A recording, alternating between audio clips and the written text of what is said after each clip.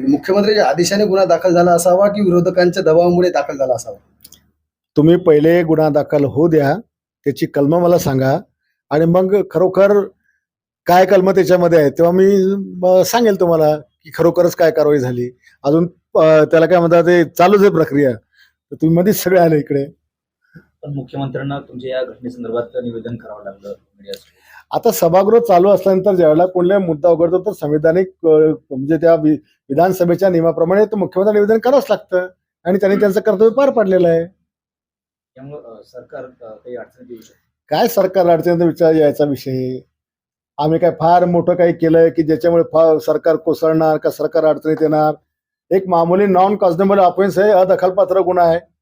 ज्याची अदखलपात्राचा असतं की ज्याची दखल नाही घेत तो अदखलपात्र. त्याला काय इंजुरी आहे का, तो काय फार सिरियस आहे का, त्याची फिर्याद आहे? त्याची फिर्याद पण नाही आहे. आणि अशा अदखलपात्रामध्ये पोलिसांना फिर्यादी होता पण येत नाही.